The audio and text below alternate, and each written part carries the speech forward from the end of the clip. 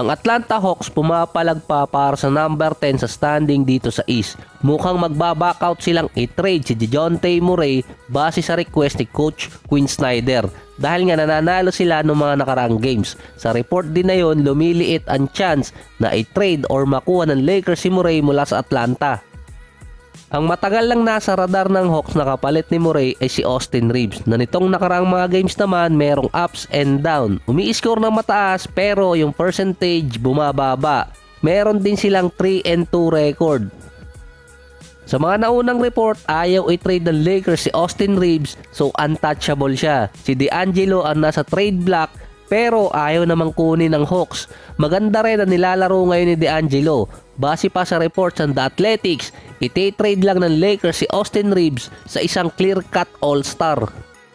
Kung all-star pala ang gusto ng LA, bakit hindi pa nila sinama sa package papuntang Hawks na yun ang hinihingi ng team para makuha si Murray nung una pa lang? At kay Zach LaVine na dati gustong pumunta ng Lakers na ang gusto ng Bulls si Austin Reeves pa rin na mukhang nag-backout na ngayon itong Lakers sa trade na yon para kay LaVine. So yung sinasabi nila doon, clear-cut all-star yung magko-complement kay Anthony Davis at dito kay LeBron. Ang binanggit nilang pangalan doon, si Lauri Markkanen. Willing nilang bitawan sina Austin Reeves, Hachimura, Max Christie at 2029 first round pick para kay Markkanen. So yan yung binigay na example.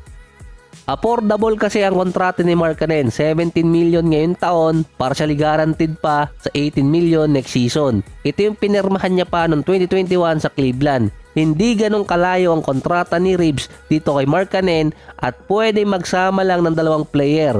Pero ang hinihingi ng Utah Jazz para kay Markkanen, multiple first round pick. Meron siyang 24 points, 8 rebounds at 40% sa 3-point area. Kung ilalagay mo siya sa lineup ng Lakers, magkakaroon ng spacing kasi may big man na kayang tumira sa loob ng paint at sa labas. Ang tanong lang doon, magagamit ba siya ng tama doon?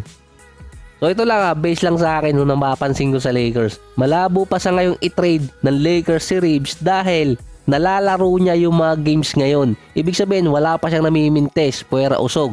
Malaki ang value nun sa ibang mga teams dahil nga sa nangyayari ngayon sa NBA. Maraming players na nagkakaroon pa rin ng injury.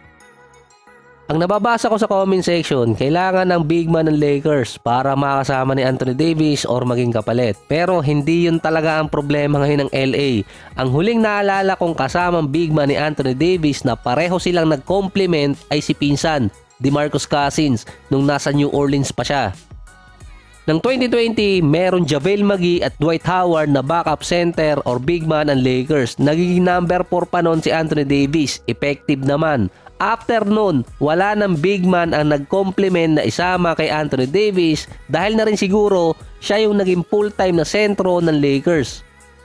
Si Andre Drummond noon, ibinabangko pa noong 2021. Nakasama din si Marc Gasol, hindi rin nagamit na maayos. Si Mo Bamba, kinuha ng Lakers last season, hindi rin nagamit. Si Thomas Bryant, nung nawala si Anthony Davis pansamantala, nagamit siya na maayos at nagkaroon pa ng magandang average. Maganda sana yung potential combo ng dalawa, pero pagbalik ni Anthony Davis, nawala naman si Thomas Bryant. So ang kailangan ng Lakers ngayon kung paano nila may sasama ang isang big man kay Anthony Davis na magiging complement silang dalawa sa loob. Kailangan din nila ng isang stretch big man na base sa stats. Hindi kasi pwedeng ilagay si Anthony Davis sa number 4 position dahil mag-a-adjust pa siya. Pero kung early part pa ng season, pwede siguro.